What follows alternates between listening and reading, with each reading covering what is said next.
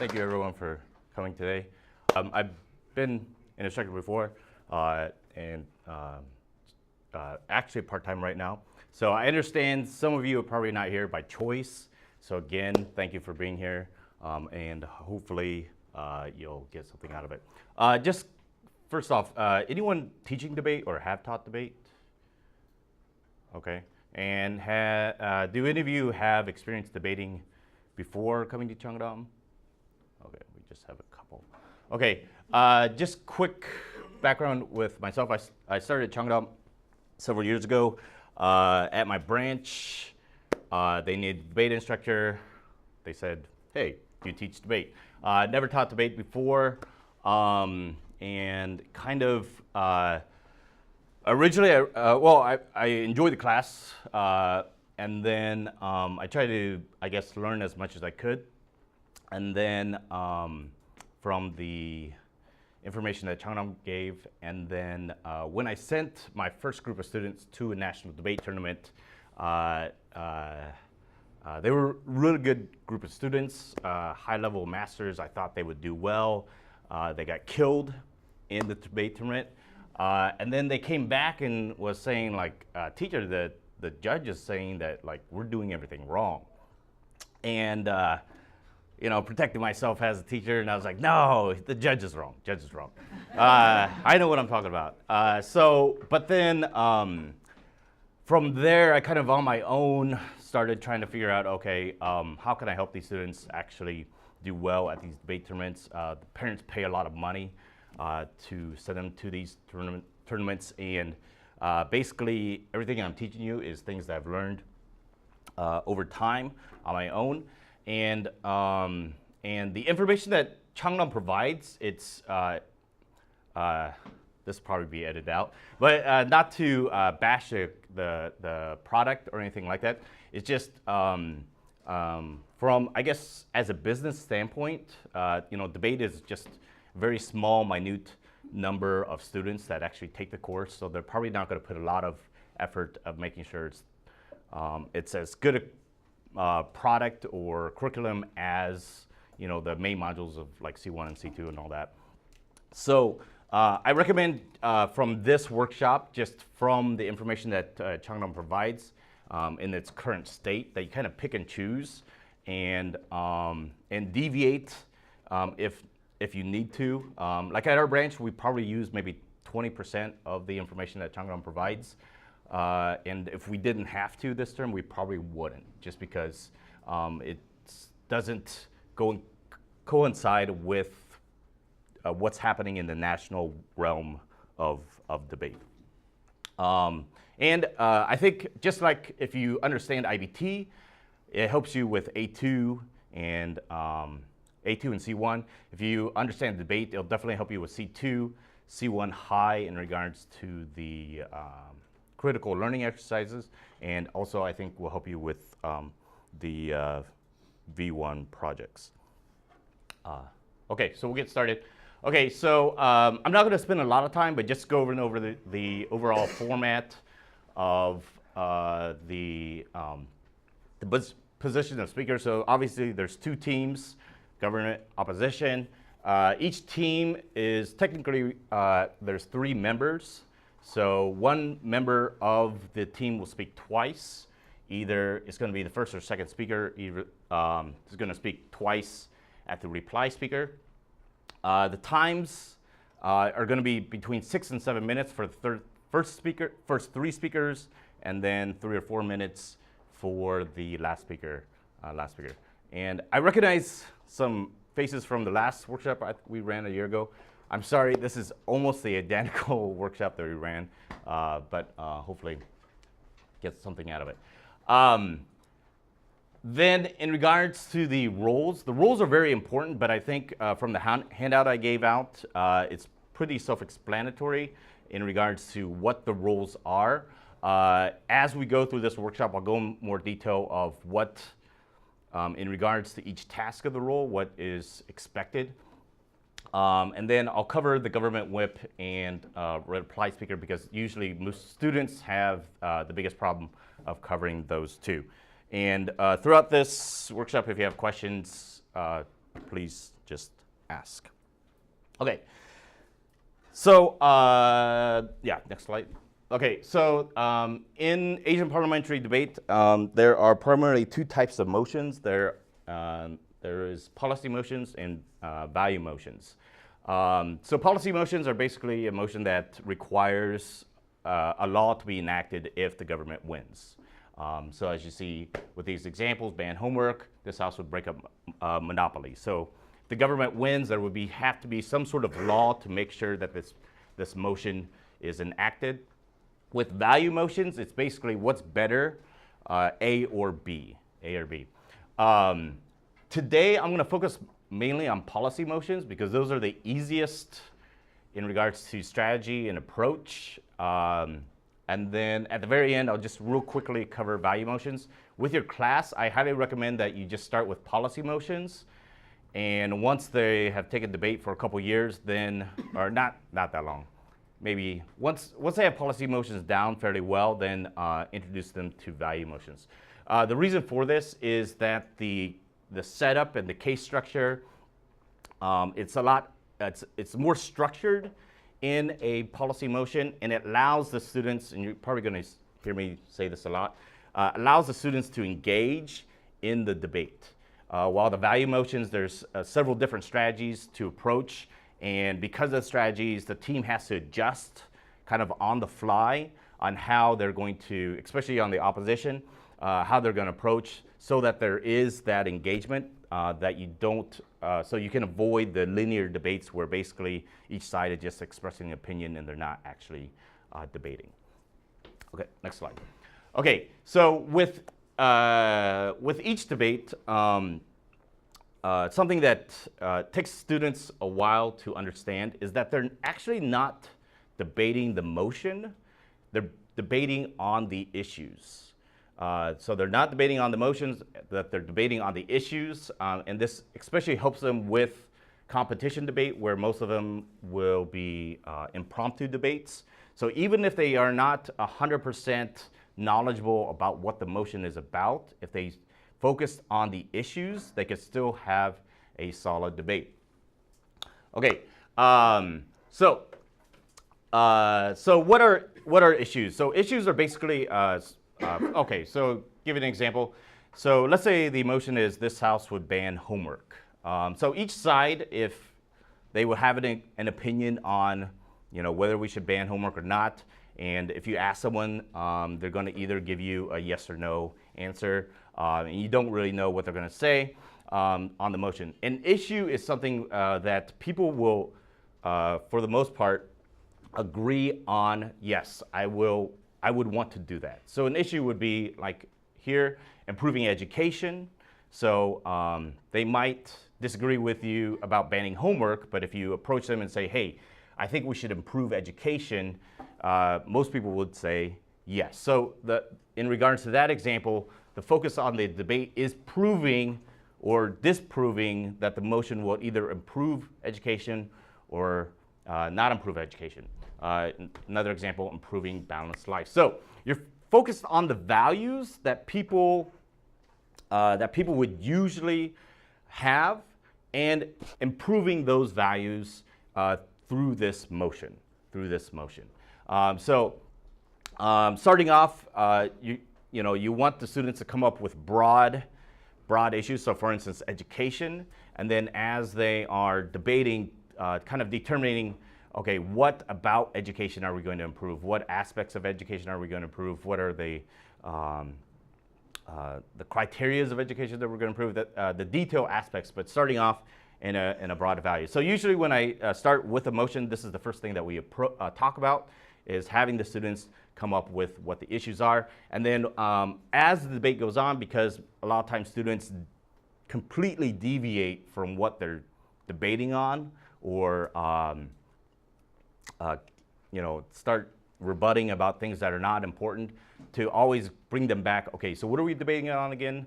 What are the issues? What are you trying to prove? Okay, look, we're going back to education. So a lot of times you can ask them, okay, does this actually help you prove that it will help education? Or, and help them to get on track. So that's the first thing in regards to the issues. Next slide. Okay, then another term that we teach students. So first would be the issues, and a lot of these terms that I'm going to give you, like debate. There's a lot of different vocabulary, and a lot of times when you open up a book, a debate book, depending on what book you open up, they'll have different vocabulary. So everything that I'm going to give you is going to be the same vocabulary that they're going to hear from the adjudicators at a debate competition here in Korea. Also, if they decide to further their debate experience in high school and college, this will be the same vocabularies that they were here. Okay, so the next thing is the status quo. Status quo, students need to understand what's happening in regards to the debate topic currently. Just because with a policy motion, we're basically saying we need this law to change something, So, but before before you can say that we need to change something, we need to know what's currently happening now. Okay, so and this is a part of their should be a part of their research, is figuring out what is happening now based on this particular topic. And I would try to keep the scope of just Korea, and we'll talk about scope later on in the debate and the motions. But and this also helps them to kind of understand, what's really happening in Korea in all these topics that will that do affect them, and then will affect them even more as they get older. Okay, so with the status quo, they need to know what is happening. And then if they're on the government side, they need to know, okay, from the status quo, all these problems are happening, and we can identify what these problems are. And because of these problems, this shows us why we need the change. So this is two things that especially the government side, needs to focus on. What's the status quo of currently now, and then why we need the change. And then the opposition also needs to have a view of the status quo, but they'll have a different perspective of the status quo. And the opposition will either have a perspective of, we know what's happening now. It's not bad. It's not horrible. Everything is fine, especially not bad enough that we need this policy. Okay,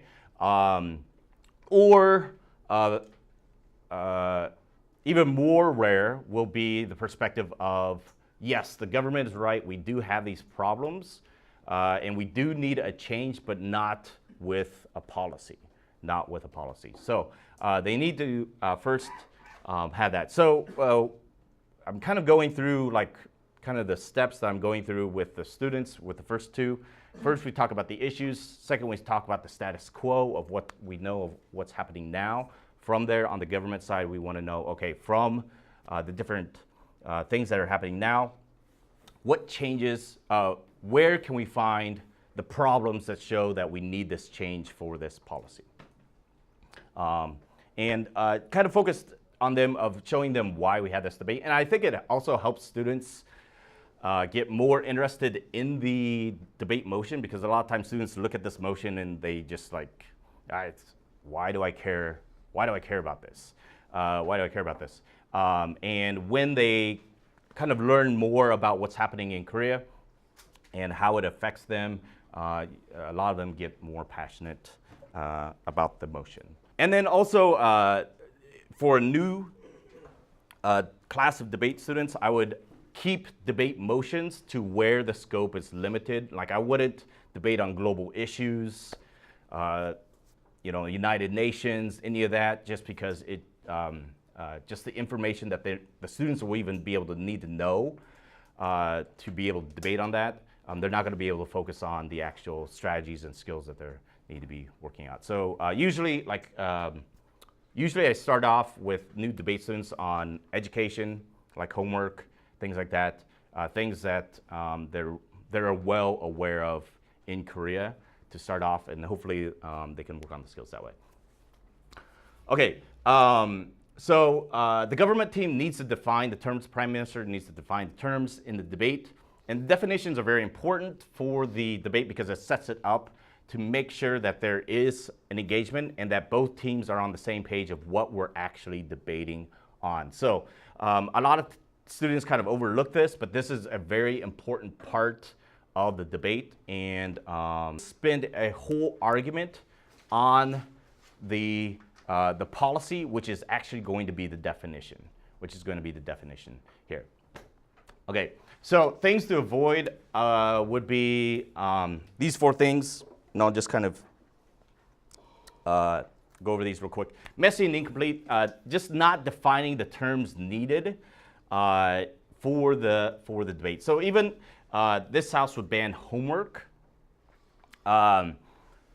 You know, a lot of students, when they hear that motion, okay, everyone knows what homework is, and everyone knows what ban is, so, you know, we don't really need to define it too well. But then having the students go even further of, okay, who is actually going to be banning the homework? Is it just going to be schools? Is it going to be Hagwons? Is it going to be both? Okay, and then also what type of homework is banned? Is it all homework? Is it homework provided by the organization or school? Are teachers allowed to give homework on the side, but you know the organizations can't? Banning, does that mean homework is completely illegal, where if you do try to do homework, you could get in trouble? Making sure everything is explained clearly to make sure that the debate, both sides are debating on the right thing. Okay, and then kind of going into the scope, too wide or too narrow. So again, scope of if it's too wide, if we're talking about homework and we're talking about the whole world, we're going to ban homework from the whole world. It makes it very hard for debate, as the example I gave before. But then also if it's too narrow, so for instance, let's say we're just going to ban debate. We're going to ban homework for our debate class or just for Chungdahm. That's also a problem, because if it's too narrow, then it's very hard for each team to have substantial arguments, just because there isn't much room to grow your case. Okay, so just having a scope that's going to be balanced, and to start off, I recommend just Korea as a whole. Okay, and then too soft or too hard. So with debate motions, the government can kind of decide in regards to the motion how much change is actually going to happen in regards to how they define the motion. Okay, so a definition that is too soft means that there's going to be a minimal change to the status quo. So meaning for debate banning homework, basically let's say the government defines it as teachers cannot give additional homework, but all their homework is fine. So we're going to ban just additional homework, and they define by that. That would be a very narrow definition, and teams should avoid that, just because if it's too narrow, then there's a lot of times there can't be a real debate, because maybe the opposition is like, okay, yeah, I agree. And there isn't really a debate able to, there isn't a debate to be formed. However, the government should avoid hardline definitions to where there is a major change or a radical change to the status quo. So for instance, like with this motion, I'm surprised how many government teams, they just, okay, we're gonna ban all homework. Just ban it all. And they just take the definition as like the dictionary definition of it. But the government should avoid that, because if it's a radical change, it's very hard for the government to win, just because it's very hard to prove that you ever need a radical change to anything. So you want to avoid something that is completely radical, and try to have the definition somewhere in the middle, leaning towards the hardline definition. So an example of banning homework could be that it's going to ban all homework from Hagwons. But regular schools will be able to offer homework as well, but Hagwons will not be able to offer homework. But students would be able to voluntarily do Hagwon homework if they wanted to. But the Hagwons could not force in regard to affecting their grade with the homework. So that would be kind of in the middle, not too soft, not too hard. Okay, and then obviously you shouldn't define the definition not related to the topic. Okay, so with the definition process, define the meaning of vague words. So here, what this means is defining, like for instance, homework in this motion would be a vague word, just because homework can mean so many different things. Okay, and a team should never give a dictionary definition of a term. If the word you're going to use is a dictionary definition, then you don't need to define it. You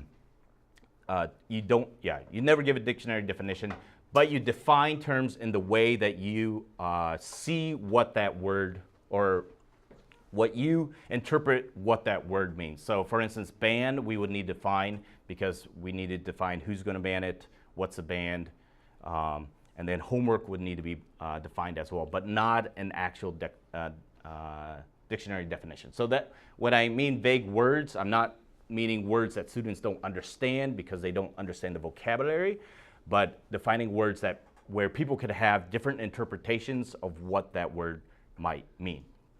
Okay, and then providing the setup and context. And again, here, kind of, this is where you're setting up the scope of what's happening. And a lot of times you can do this with the, students can do this with a quick introduction right in before the definitions, So for instance, if a student talks about the hefty school schedule for students here in Korea, that kind of sets up of where we are going to take this debate to. So we're talking about, okay, the students here in Korea, and then that is kind of led into the definition, Okay, the parameters of, and this is kind of coincide with the setup and context, the parameters of what we're going to debate on and what we're not going to debate on. Try to give you an example. In regards to homework, this is set up with a vague word. So for instance, if I define it that we are banning homework is only going to be about banning Hagwon homework, but not school homework, then that kind of sets the parameters that we're not talking about school homework at all. That's where we cut the line. And this is, and we're only talking about the homework that's going to be given additionally to the students from their Hagwon teachers. And then the students could go even more in regards to setting more parameters, in that that homework can be allowed, or homework is allowed for the students if they do it voluntarily, but they're not forced to do that. So if that parameter is not set, then the opposition could question, okay, so that means if a student does Hagwon homework at home, is just because it is a law, a policy, are they going to get in trouble with the law? So setting those parameters so that everyone's on the same page. And then the model or policy. And if you do all these three things right, the model and policy should be set. And I'll talk about this with the second argument, but to where by the definition we clearly understand what this policy is. So there isn't any ambiguity, and to where the other team is going to approach the policy with their own perspective, so that everyone's on the same page. So very important. Okay. Yep. Okay. Then the stakeholders. We talk about the stakeholders. Who's going to be affected in this motion? And these stakeholders should be brought up, especially with the first speaker, in regards to the point of the need of this policy, or we don't need this policy, in regards to the status quo, showing that there is harm to these particular people, and showing why there's particular harm to these people. Then in regards to the second point, in regards to the policy, who the policy will affect, or who will be, oh, thank you, who will be involved in making sure this policy is enacted. So talking about those things, because that will help you set up point number 2 once the students start actually brainstorming on the second argument of this policy will work. And if you haven't seen the last page, with any students starting out in debate, we basically structure their case for them. So most debates, each team is going to have 4 arguments. So we tell the government side, your first argument is going to be that we need this motion, we need this policy. Second argument is that this policy will work. And then third and fourth will be 2 benefits once this policy is enacted. And then for the opposition, their first argument is we don't need this policy. Second argument is we have a better alternative policy. And third and fourth will be two harms or negatives if this policy is enacted. So we set them up with that, set them out, and basically we tell them they have to use those to start out. And the reason, and kind of going back of why policy motions are a lot easier, because if both teams have that case structure, it's easy to engage the other team. Because if I'm the opposition, first speaker, leader of the opposition, and I'm talking about that we don't need this policy, and I just heard the Prime Minister talk about that we do need this policy, we're talking about the same topic on that motion, so it's a lot easier for the student to engage and address what the other student has said. So I highly recommend starting out that you start with that case structure. They could even use that particular case structure at YTN and do a solid job with that. For policy motions, I would just have them stick to that. Very rarely will we have a student excel at debate so far that they can start using advanced strategies. Okay. Okay, now well, I'm going to talk about first principles. Okay, so basically, first principles are basically kind of set ideas that people would just normally accept as, yes, this is why things work, or yes, this is true, yes, this makes logical sense of why things work or how things came to be. Okay, and we teach the students first principles because just like if they understand that they're debating on the issues, it helps them with the impromptu debates. And then also if they understand the first principles, it will also help them with structuring and creating their case for impromptu debates, even if they don't know, if they don't know 100% of what this debate topic is about. So if they understand the issues, okay, we don't really know what this debate topic is about, but we understand it's about education, so we want to prove that it's education. And then also, we're going to structure our case using these first principles. So today, I'm not, because of time, I can't go through all of them, but I'm going to go through the most important one because it's kind of like the backbone of all policy motions.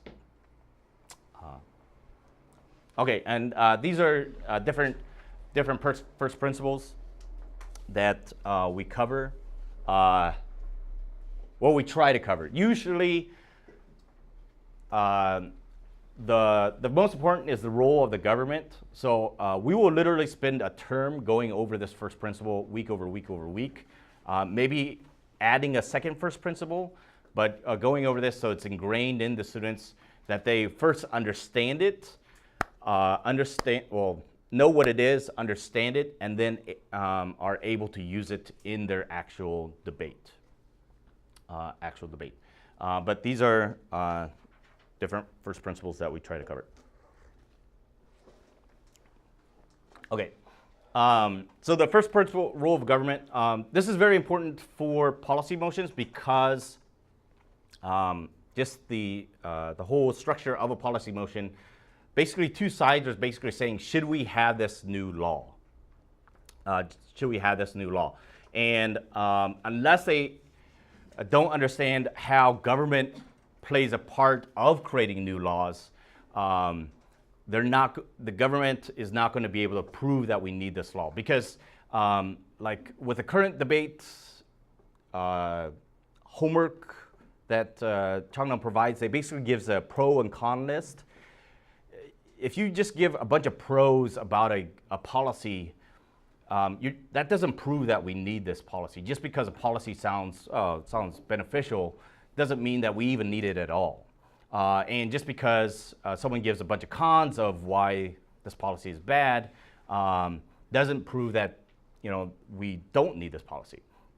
Okay, so helping them understand what the role of government, how policies are in a simplest form possible, how policies are formed in an almost kind of a black and white structure. So first principles, there are ideals simplified for a debate. Obviously, how policies are formed are very, very complicated, but just the process or the ideal process or the fundamentals of that, we put it in a black and white.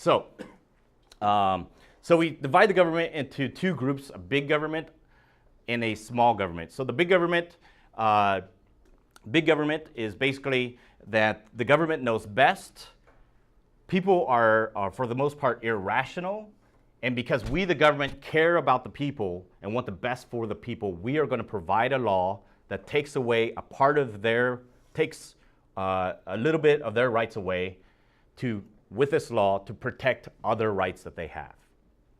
Okay, so that's kind of the concept of big government. And usually government side is going to have the big government view. The opposition side is that they're going to have a small government view where they have the view of that people are rational, people can make the right decisions, and if people are not making the right decisions is because they are not knowledgeable, because they did not receive the knowledge, or they're not or educated enough. But if they receive this knowledge or education or information, they're going to make the right decision and do the right thing. Therefore, we don't need this policy. Don't need this policy for that. That's kind of, in a nutshell, the concept of the two. And then by helping them understand big government and small government, also helping them understand different terms of social contract, of that we as citizens have a contract with the government, that yes, the government can make laws on our behalf to protect us, but at the same time we understand that we're giving up some of our freedoms by having this protection. And then the harm principles is that the government, because the role of the government is to protect its citizens, if citizens are harming themselves or harming others, that allows the government to intervene and set up policies to protect those rights that are being harmed. So the government, a lot of time, if they're on the government side, they're going to use the harm principle. They want to show that citizens are harming themselves or harming others in the first point of the status quo to lead up to why the government can act on this policy. So using social contract and harm principle to set up why they need the policy. And in the status quo, showing that people are irresponsible, people are irrational by their actions of what we can see people are doing. And because we, the government, want to protect them, we need this policy. And that's why we should have this policy. So the first principle of the role of the government is going to cover the first point of the need of the policy. So, students, a lot of times they freak out when they are told, oh, in a prompted debate, you have 30 minutes to prepare for the debate. Can we prepare it beforehand? Nope, you're just going to find out what the motion is. You have 30 minutes for a whole debate. Students freak out, and I'm pretty sure you've had students before where you give them a whole week to prepare for the debate at home, to do the homework, you come to class and they still need another hour to prepare for the debate, and then they're still not ready. They're not ready for the debate. So if students understand this first principle of government, their first point is basically the whole reasoning and logic is taken care of for them. So basically, if they're the government side, we need this policy. Why? Problems in the status quo. We know this problem, this problem, this problem, this problem. Because of these problems, this show that citizens are irrational. They're harming themselves. They're harming other people. Okay, because of this harm to the citizens, we, the government, needs to, the role of the government is to protect our citizens.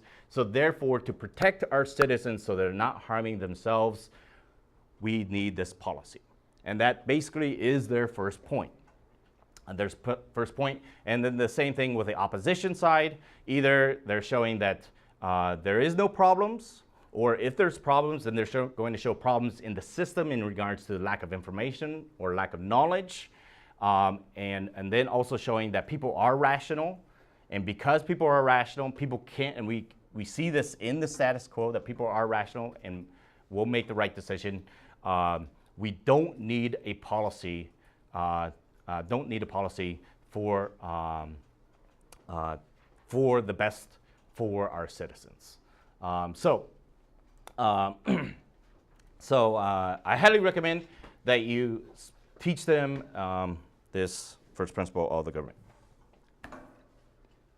And then there's other ones, like for instance, with my debate class, we just covered first principle of criminal justice. So there we just debated on whether corporal punishment should be justified, should be allowed. And a lot of times you'll have students that have no idea of the legal system, and just teaching them just the basic concepts that there is a legislature that creates the laws and creates kind of the parameters of what the punishment is. There's the enforcement or the police that decides who is someone who is either broke the law or is thought to have broke the law, and then the judiciary that defines whether they're guilty or not, and then what the actual punishment is. So they need to understand that before they can even start debating on a policy that affects the criminal justice system, and then and then from there showing that there's basically four different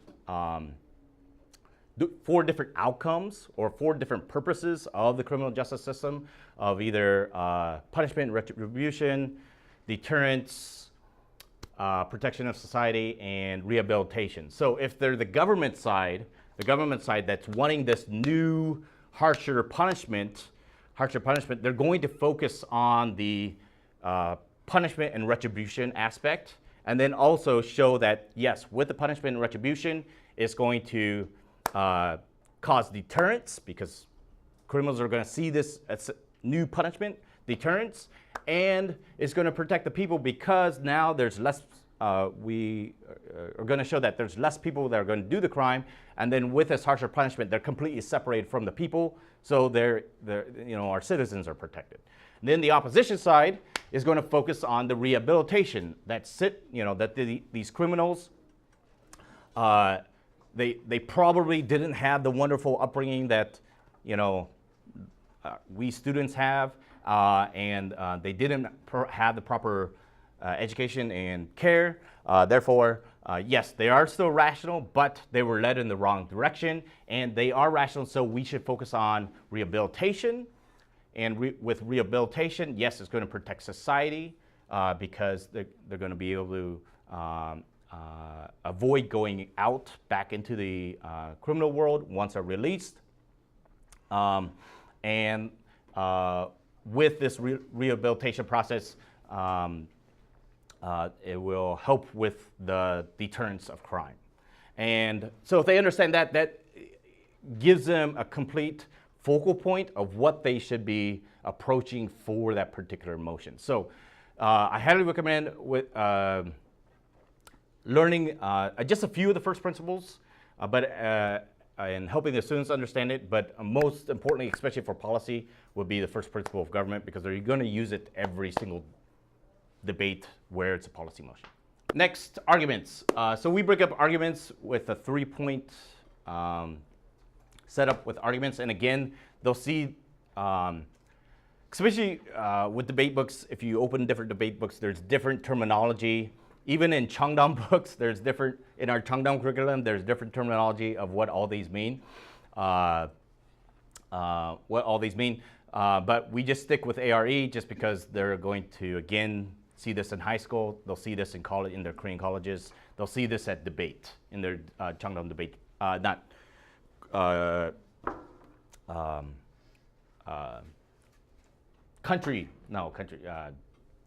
national debate tournaments.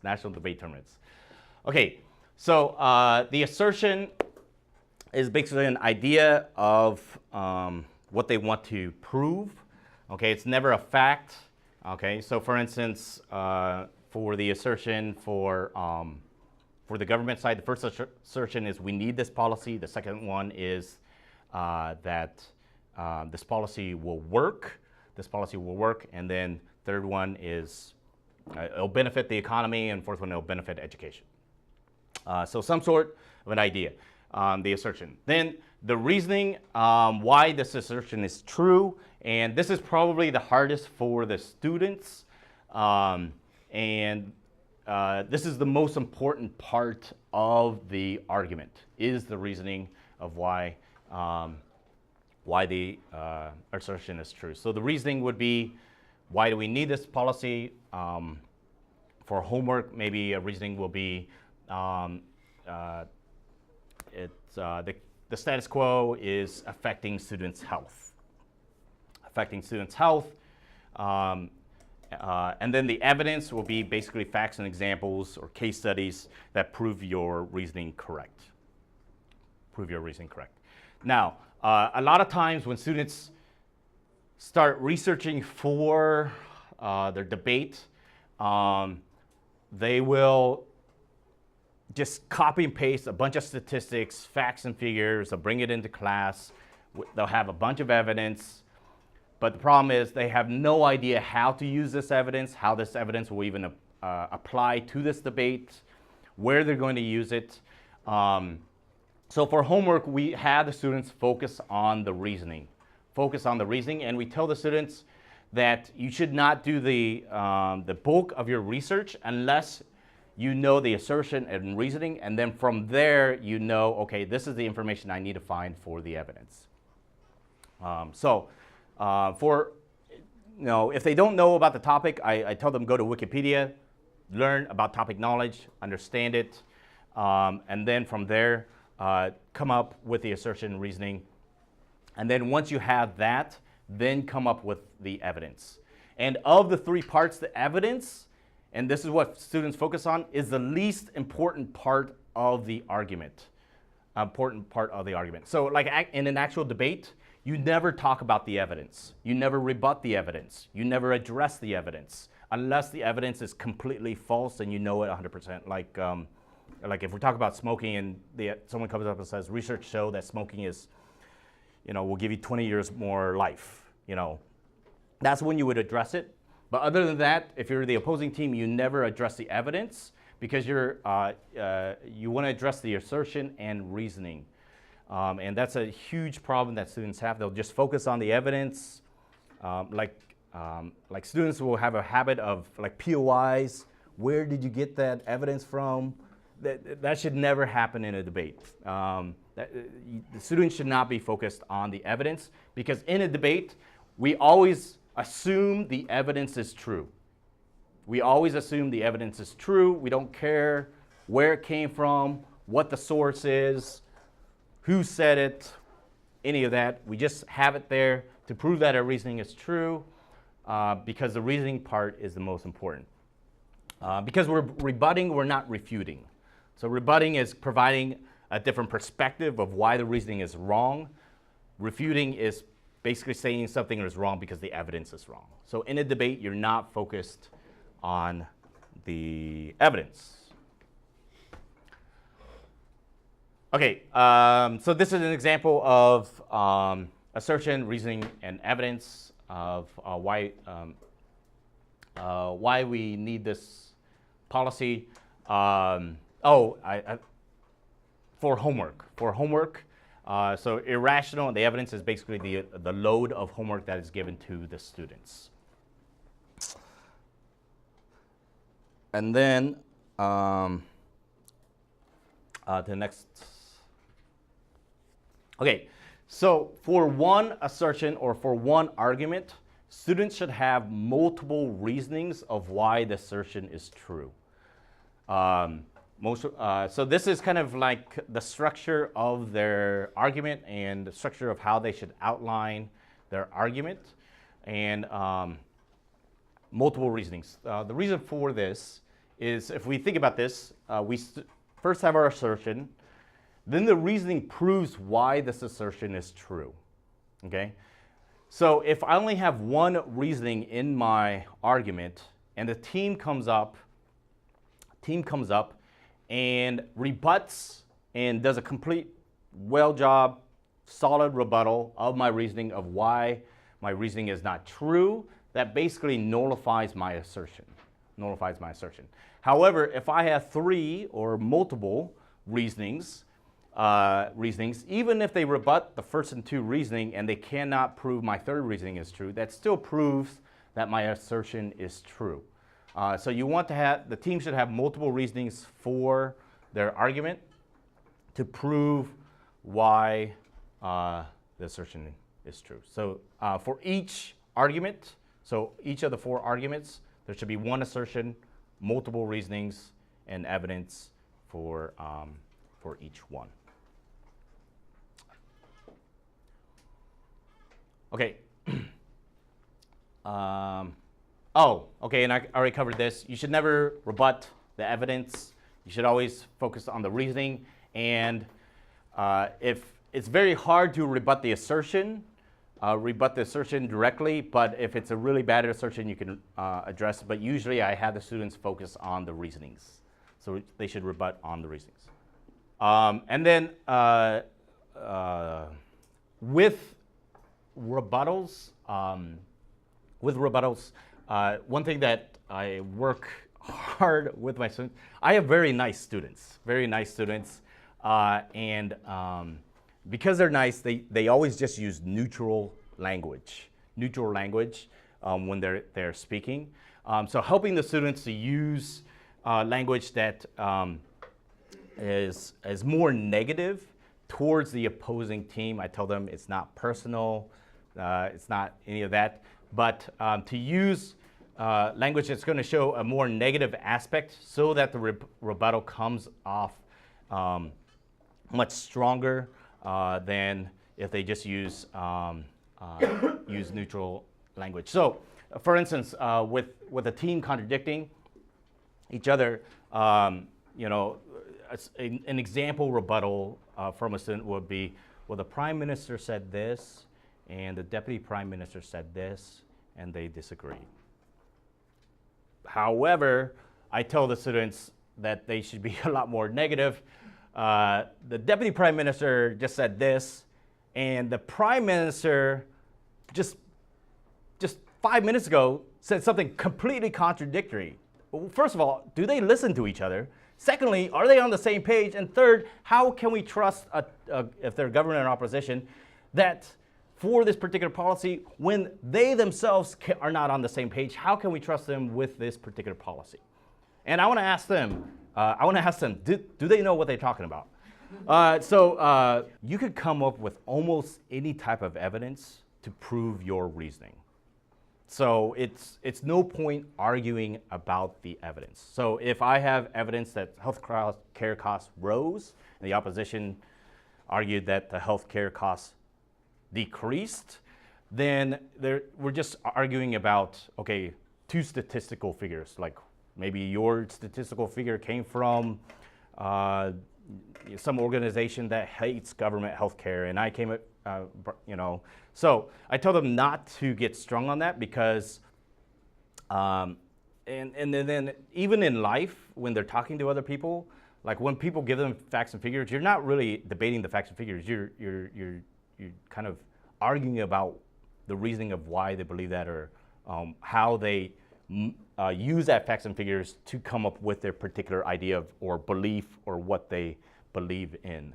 So I told them not to focus on the evidence, just because, like, in a debate, so let's say I'm the government, I give my evidence, the opposition just attacks my evidence and says, you know, my information says their evidence is wrong. The next speaker, all they have to do is just give another piece of evidence. And then it's back again. And then again, the opposition, they're just going to rebut that piece of evidence, and then I just give another piece of evidence of that. So the team is wasting the time.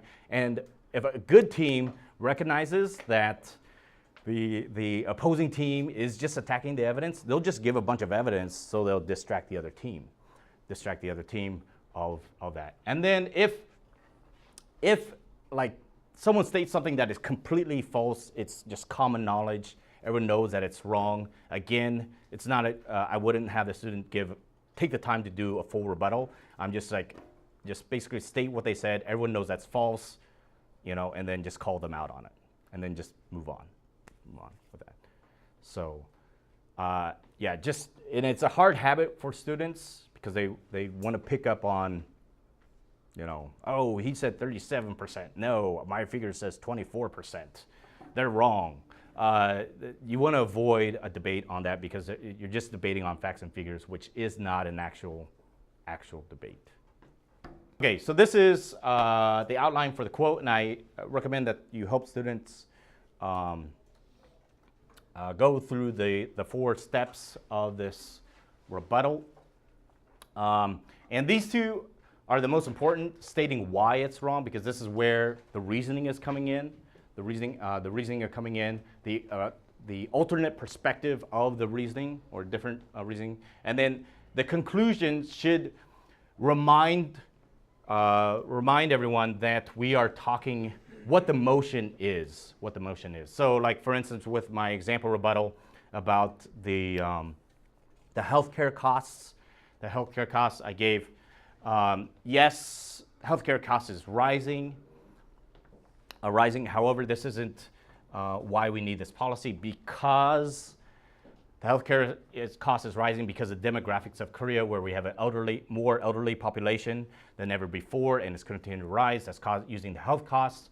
Therefore, the rise of health costs is not a reason to ban smoking in public places, and tying it back to the motion. So the first speaker, the Prime Minister, should speak 2 arguments. So it would be first argument the Prime Minister would be we need this policy and why this policy would work. Then the leader of the opposition would speak, we don't need this policy, and then why we have a better or alternative policy. So there you would have like that natural engagement. Then the third speaker is going to be talking about 2 benefits, but when they speak, they need to address what the leader of the opposition has stated. Okay, and then that's where they're going to address in the rebuttals. So it's good for both sides because, and I'll address this on the engagement. Both of the teams need to come in knowing that they need to be flexible with their arguments in regards to how they're going to address their arguments and the approach with their arguments. They can't come in stating, oh, I have everything written down, I'm just going to state what I'm stating here, because they have to address the other side. So the opposition, whoever is going to speak on the opposition side, a lot of times is going to directly clash with what the government has just said, but then also the government speaker also has to adjust and address what the 2 previous speakers said, even though it doesn't affect their 2 arguments directly. They still need to address this so that there is that engagement. And a lot of times the arguments are going to be, even though they're 4 separate arguments, they're all connected in one way or another. So even when they're talking about the 2 benefits, they can still address what the opposition has stated in the status quo, and also what the government has already stated in the status quo. And then also in regards to their particular policy and why the alternative policy won't work even within the two benefits. Now, that's ideal. Students struggle a ton with the actual engagement just because a lot of times when the students come up to give their argument, they have written their arguments down and they read word for word what their arguments are. So what I recommend, and this is kind of like a mandate in our master's program, you cannot write down word for word your speech. And it has to be in an outline form. And I would recommend you would even start this in your ALBA and ALBA Plus level, just because when I started going to the branch I'm working at now, like master students, when I told them that, they just, minds were blown. They're like, how can we talk without it written down? And it took them a while to be able to even do that consistently. So the class I'm teaching now, they've been in for about a year, and now they're getting to the point where they can do that pretty well, but it does take quite a while. So I would recommend that students never write out their speech word for word because they do have to address the other side. Because this is a big problem with most debates. A student will give a rebuttal at the beginning of their speech. They'll talk about one thing that the other team said, and then the rest of the time they will just speak their arguments, which is not a debate. It's basically just two sides give an opinion. It's a linear debate. But what needs to happen, if we could go to the next slide. So what needs to be happening is even in their arguments, they need to address what the opposing side has said. So the opposition is very easy just because a lot of times, like I said before, the opposition is going to be talking about we don't need an alternative, and the government has already just addressed that they need and the policy. So they need to be talking about the other side as well. So to help students do this is, if you guys remember in regards when we were talking about the arguments of A, R, and E, where I was outlined assertion, reason, evidence, reason, evidence, reason, evidence. So in their, whatever their paper that they are having, that they're gonna use for their speech, I have a section underneath the evidence to where they're going to engage. So basically, after they give their reasoning and evidence, they're going to address whatever the opposing side has said on that particular topic or particular reasoning or argument.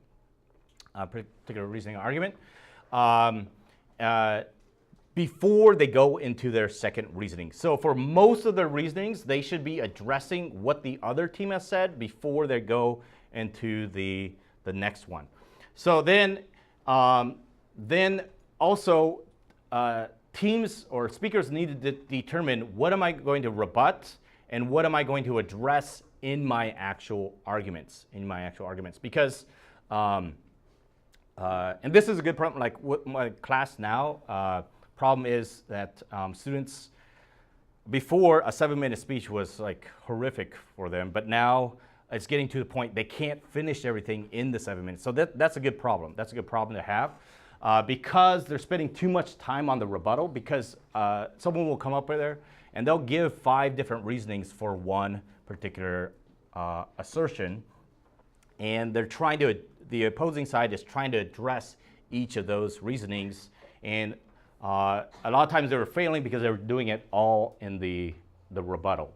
So here, the student needs to determine, okay, anything that I can address in my arguments, I'm going to address in my arguments. Anything that I can't address, if they talk about a particular topic that I'm not going to talk in my particular arguments, that's what I'm going to rebut with. So, like for instance, in the motion of this House would ban public smoking, so the government had multiple reasonings involving health, several reasonings involving economy, and then the third thing that they talked about was the environment. They talked about how fires were caused by cigarette butts and all that. Then the opposing side, they already had set up with their why we don't need this policy. They were going to talk about health. They were going to talk about the economy, but they had no plans of talking about the environment, of addressing the environment. So that speaker should start with a rebuttal, talking about rebutting the reasoning for the environment, addressing that at the beginning of the speech, because they're not going to address it in their actual arguments. And then while they're talking about how the health, while talking about the positives of health, like the number of smokers have dropped down 50%, went from 62 to 36% in the past 5 years.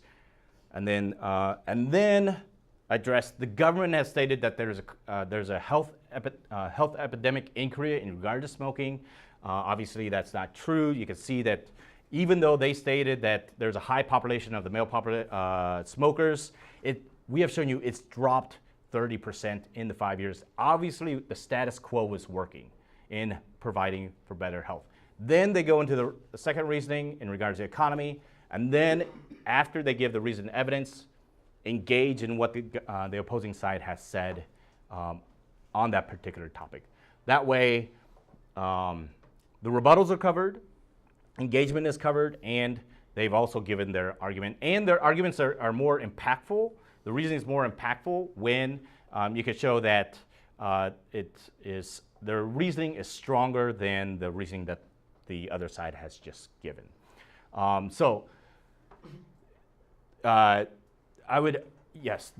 This is in theory very easy, but very, very difficult for the students to do.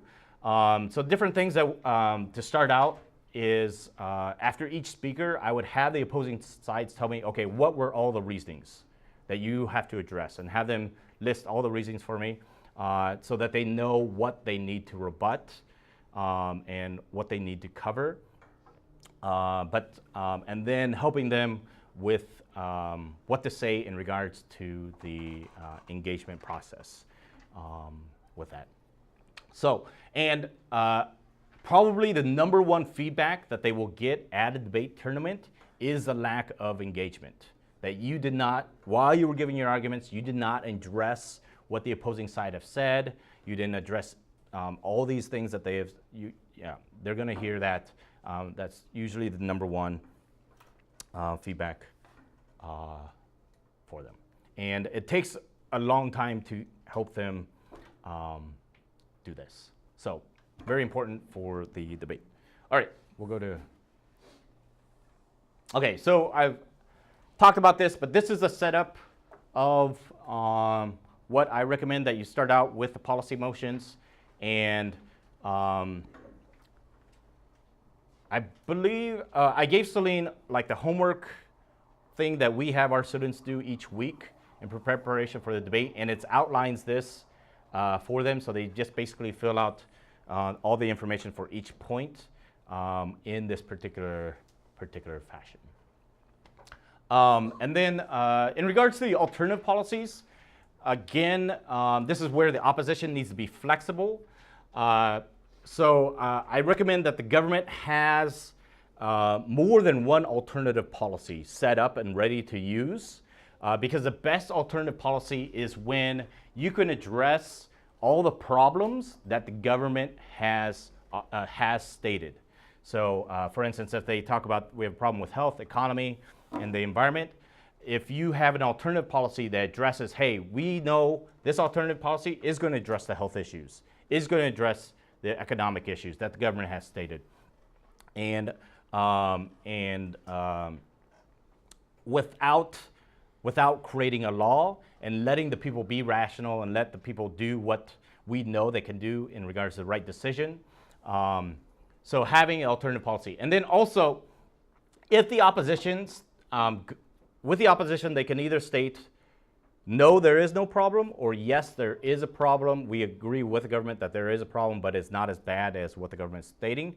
Then if the opposition decides to go with the first one, there's no problem. When they give the alternative policy, they're going to give an even if type of argument, even if the government is right in regards to their perspective of the status quo. We still have a better alternative policy that is not that will solve what is addressing.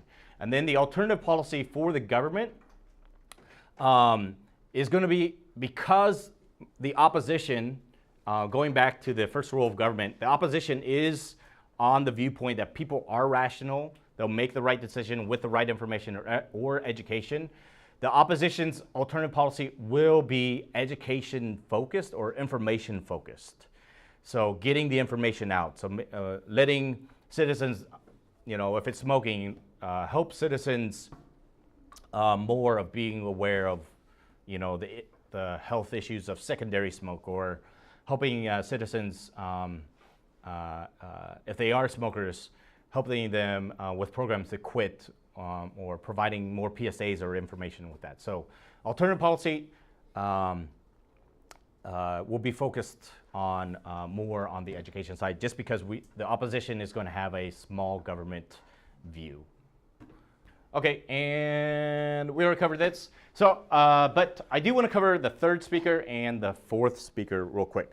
Okay, so the third speaker and the fourth speaker, to help students remember, basically they have three different responsibilities that they have to do. And I'll go over those three and explain them. So whip speaker, they first need to summarize the debate. Then they need to outline the issues or clashes in the debate. And then after they outline, they need to go through each of the issues and clashes and show why their team has won that particular issue and clash. The reply speaker, it's very similar, but different. The reply speaker, they are again going to summarize the debate. They're going to outline the position or stance of their team and show why their position or stance is a better stance, or why they've won the debate on those position and stances. So those are the three for that. So with the whip, the first is summarizing the debate. So with the summary of the debate, this should be 1 minute or less, 1 minute or less. And this is not a lot of times when you tell students summarize the debate, they're just going to go through, well, the government said we need, and the policy, and benefit, and we said this, and this, and this, and this. Okay, so, but that's not the summary. The summary is basically what has happened in the debate, just summarizing the debate. And a lot of times you have to give them an example for them to understand, but it's focusing on the issues, focusing on the issues of what this debate is going on. So maybe on the topic of the smoking policy of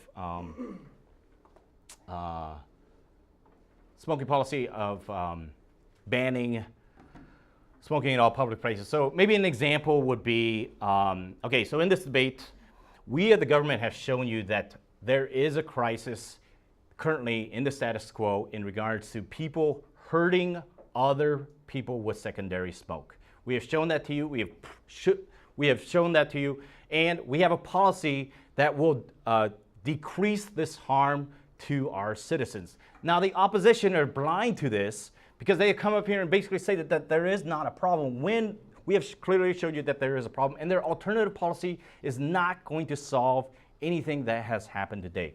We, the government, need to protect the unprotected. And those are the children, and those are the people that are sitting and walking through this secondary smoke. So that would be just a sample summary of what's happening. And again, using non-neutral language to show one side is positive, one side is negative. Then we're going to go through the issues or clashes. Basically, we already talked about issues. A lot of times it's going to be just clashes, because a lot of times both teams, if they're doing the correct thing, they're going to be talking about the same issues. So if it's smoking, obviously both teams should be talking about health. Both teams probably should be talking about the economy. Okay, so if both teams are talking about the same issues, those are the different clashes that we're going to have. And then just because the way that the structure that I showed you, it helps the students identify where the clashes are. So a simple outline of clashes are, the first class we had today is why we need this policy. Second clash we have is whose policy will work to help our citizens. Third clash, will this help benefit the health of our citizens? And thirdly, will this benefit the economy? So it's so hopefully with the structure, they'll be able to see the clashes even more. And then from there, the bulk of the speech, so they should be getting into their clashes about a minute and a half after, and just going through each of the issues and showing and summarizing what has happened in the debate so far. The whip speaker can strengthen different arguments by providing strengthening different arguments with the strengthening the reasoning by giving additional reasons for that, but they can't add any additional arguments. Now, the whip speaker should rebut. Well, the government whip will usually rebut, just because the government whip has just heard the deputy leader of the opposition address two of the negatives. But a lot of times, they don't need to spend a lot of time in the rebuttal because a lot of times the two negatives will be in line with the two positives that the government has given. If they do give a negative that isn't addressed, that there is not a clash or an issue, yes, first start with a rebuttal.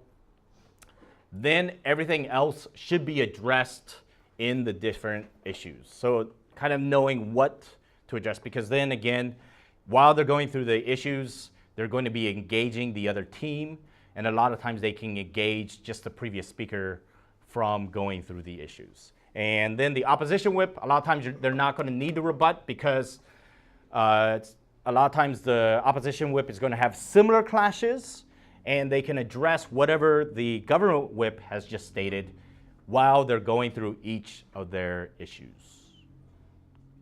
Any questions about the whip? No? Okay. Then the last one, the reply speaker. The reply speaker is half the time, so it's either going to be 3 or 4 minutes. So it's a lot shorter. So again, they're going to summarize. Now, the summary is a little bit, it's still a summary, and it's a different type of summary in that they are, the language that is used is different because they're giving the summary like they're an actual adjudicator.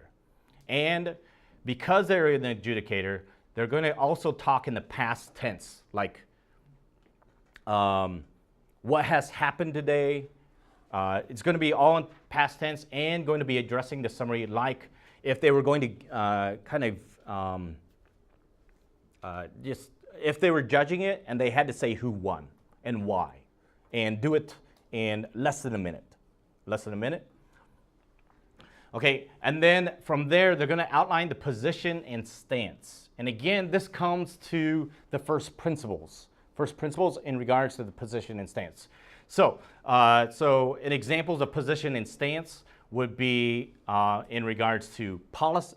So government one position would be either a policy or education or information. That would be one particular stance. Another stance, like for instance, in regards to the criminal justice system, we had in regards to corporal punishment, it would be, do we want to focus on retribution, or do we want to focus on rehabilitation? Do we want to focus on the victim, or do we want to focus on the criminal? So those are different stances. So, and a lot of times it's going to be like versus our stance versus their stance. So that's an easy way of addressing that. Oh, I forgot. Easy way to format the issues and clashes is using a question. Will this policy work? Will this, with that? And then with a reply, a good way to format the stances is kind of one versus the other.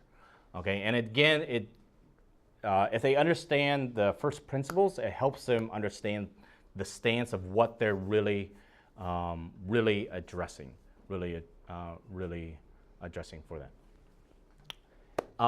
And then they're going to do that, and then they're going to go through each of those stances or positions. And then I recommend for the fourth speaker for the last 15, 20 seconds to use some sort of an example that will personally affect the people in the audience. To make it personal, and I always tell my speakers that the fourth speaker, it should be the most emotional speech in the debate. So if you're talking about smokers, addressing the speaker, Mr. Speaker, Mr. Speaker, do we want our children to be, living in a smoke-filled world, having health problems before they even have a choice whether or not they want to do this free activity? So kind of making it very, very personal to that, and ending on it kind of on an emotional note for the last 15, 20 seconds. Any questions for the reply?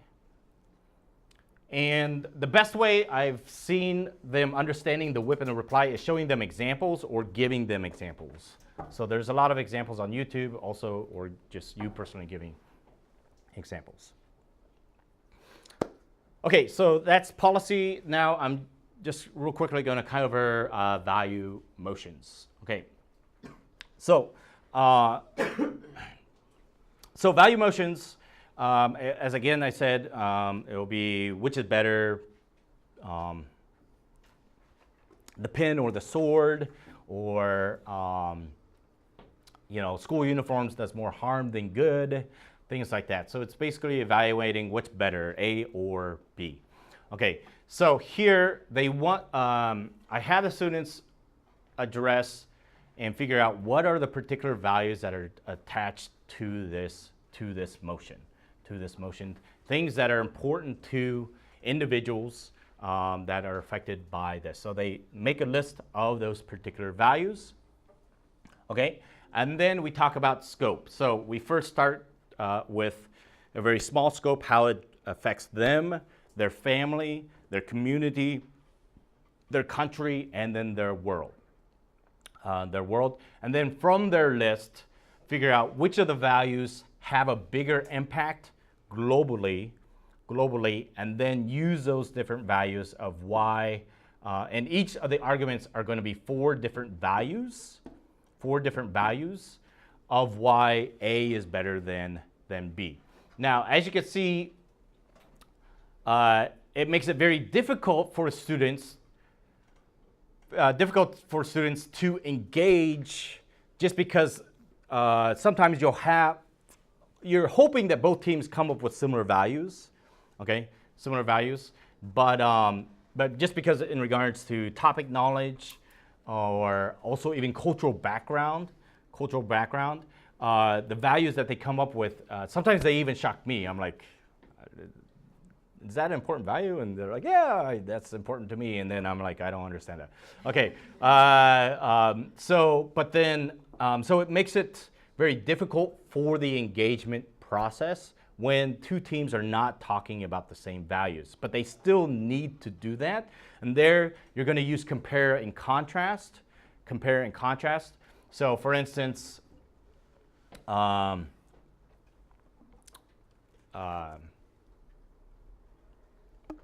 so the pen mightier than the sword. Maybe the values would be having a quick end, or having a quick result, versus the value of life.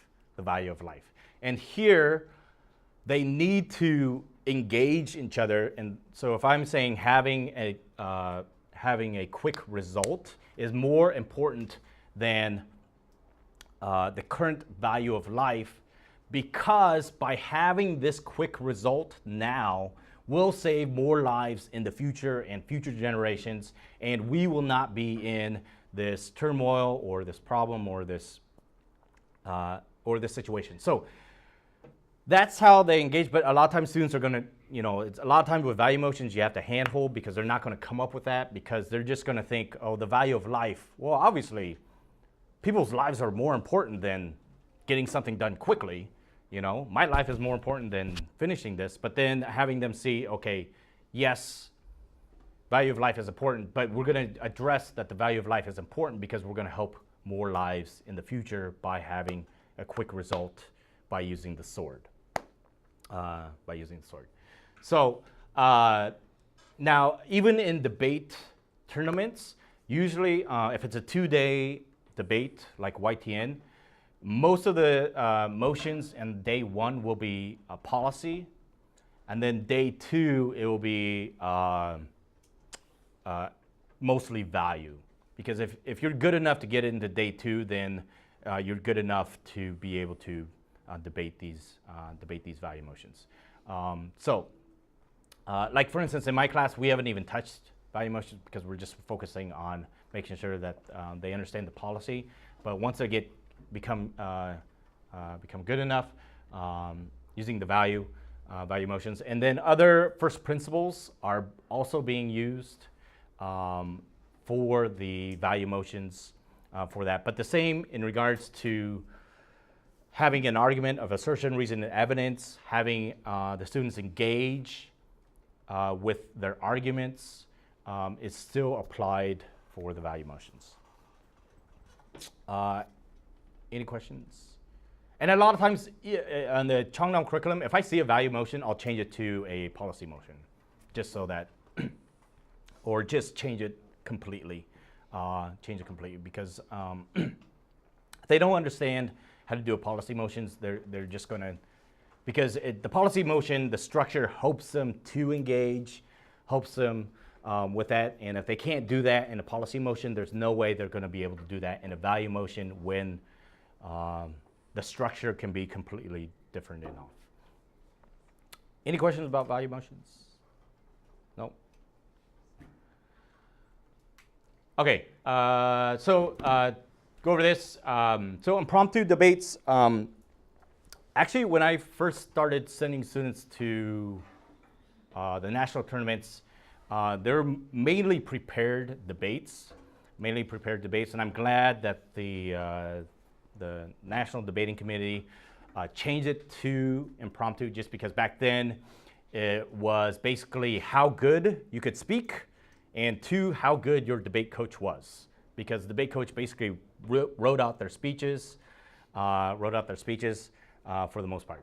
So they changed it now to mainly where most of them are impromptu motions.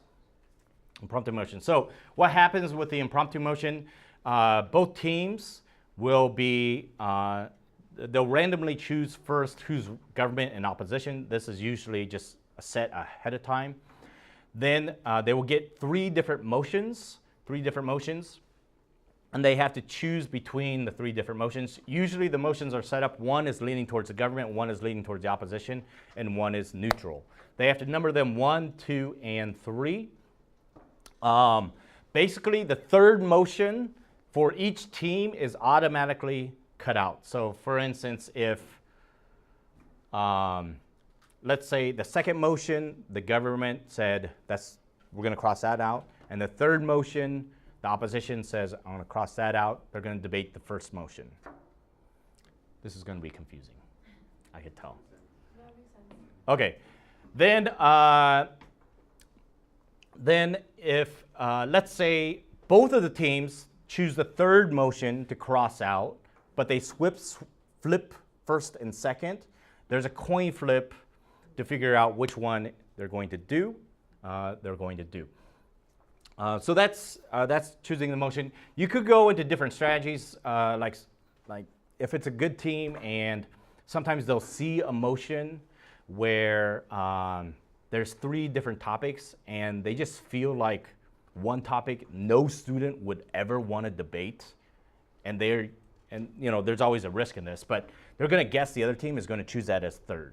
So basically, since they already know, oh, they chose that 3rd, we're not going to debate this anyway. We're going to choose the one we don't want to do out of the 2 as our 2nd one. That way we debate our own. So that's one of the strategies to approach as well. Okay, so but during that time, they have 40 minutes for the whole debate preparation time. And choosing the debate motion uses part of that 40 minutes. So however, the length of time it takes for both teams to choose the motion is taken out of that 40 minutes. So I recommend teams, as soon as they decide the motion that they want to do, start brainstorming while they're waiting for the other team. And then once a motion is set, then they're put in separate rooms and start with the preparing of the debate. That's usually, by the time they get into the room, set up, it's usually about 30 minutes. And when they come in, they cannot have any prepared material, just blank piece of paper and a pen. Some places they can use an almanac, and I think some places they can even have a dictionary. I would completely avoid having the students ever use an almanac. My experience is they just spend too much time in the almanac trying to find something, and then they waste a lot of time. And yeah, so never have them use an almanac. Most students don't even know what an almanac is until they get into the debate tournament.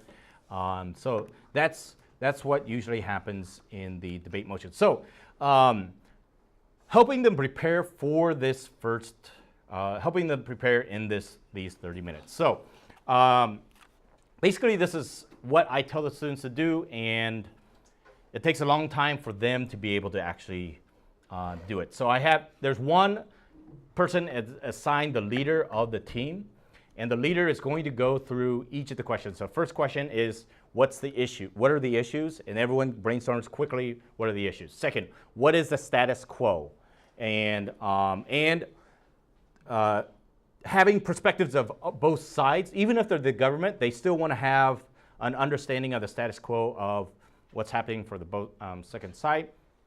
And then once they have the status quo and they understand the first principle of government, their first point is already taken care of, because they just need to point the problems in the status quo, because these are problems. And again, using the reasoning from the first principle of government, because of these problems, people are irrational, harming themselves. We, the government, protects citizens. That's why we need this policy. Then the second motion is how the policy will work. Again, going through the stakeholders, who's going to be affected, how are we going to do this. While they're going through the second motion in the policy, that's where they're going to define the motion, because how their policy is going to work will determine how the definition is going to be set. And then from the issues that they've already done, choosing two of the issues that we want to provide the benefits for, and then coming up with the reasoning. Okay, so ideally, they want to get that done in 15, 20 minutes, okay? They never do, but ideally. Then the first two speakers are preparing and outlining, putting the finishing touches for their speeches. The third speaker, who is going to be the whip, is kind of playing the devil's advocate, so that the first two speakers are supposed to prepare out loud and state what they're going to say. This is my reasoning. This is my evidence. And a lot of times with the evidence is either going to be common knowledge or just examples, okay? The third speaker is just basically asking why. Why is that true? How do you know that's true? Are you sure that's true? How are you going to prove that? Okay? And just asking questions to make sure, one, all the reasoning is logical, and questioning the logic if there is. And then second, having them kind of challenge both of the speakers to be able to put, okay, how do you know that's true? Why is that true? Are you sure that's true? And to help them with the prepared. The third speaker should not have prepared material. If you see the third speaker preparing, that means they're trying to write out their speech. They shouldn't be writing out their speech, just because of the issues, they already know probably what the clashes are going to have. Okay, clashes are going to have. And they themselves need to be helping the first and second speakers so that they know everything the first speaker is going to say and the second speaker is going to say. And then that way everyone's on the same page. So again, it's the evidence is just going to be either common knowledge or maybe information that they have remembered from all the other debates, or examples. So, and usually I say try to use as many examples. If you've debated on smoking before and you know that the male population in Korea is 36% smokers, use that. That's fine. But I wouldn't focus a lot on the evidence. Because when you're coming up with the reasoning, in the back of your head, if you can't prove that reasoning is true, you should never use it. You should never use it. So while you're coming up with the reasoning, your consciousness should tell you, oh, I know this is true because of this common knowledge or this example. And then another thing that I tell students to do is to help them stay in line with in regards to the debate and knowing what they are debating on to not get sidetracked, is to kind of set some standards for their team.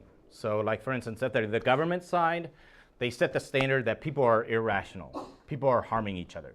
So throughout the debate, everyone knows people are irrational, people are harming themselves, government needs to protect. And all throughout the debate, everyone has that same mindset for that. Then also, for instance, if it was like debating on criminal justice of corporal punishment, our team is going to focus on, because of the government side, we're going to focus on punishment and retribution. Punishment, retribution, punishment, retribution, punishment, retribution. Also, because we're focused on punishment and retribution, our focus is on victims. We're going to focus on the victims and how the victims are not getting the retribution that they want. So everyone's on the same page so that even when they hear the opposition, like for instance on the criminal justice, if the opposition is giving a tearjerker on how criminals are fairly treated and they're not giving the opportunity as everyone else and they had a horrible background and they need the opportunity for rehabilitation, that they don't get sidetracked by that and start arguing about the criminal. Because then the government's like, okay, we're focused on the victim, our team, everyone's focused on the victim, so even though they talk about the criminal, we're going to rebut it with focusing on the victim. That the criminal, they know what's right and wrong. Everyone knows you can't murder. Okay, that's people that are rational know that. They've had their chance. We want to focus on the victim. That way, they don't get sidetracked and start rebutting or arguing about things that aren't a part of what their stance is on. And that everyone's on the same team. Any other questions? Okay, thank you everyone.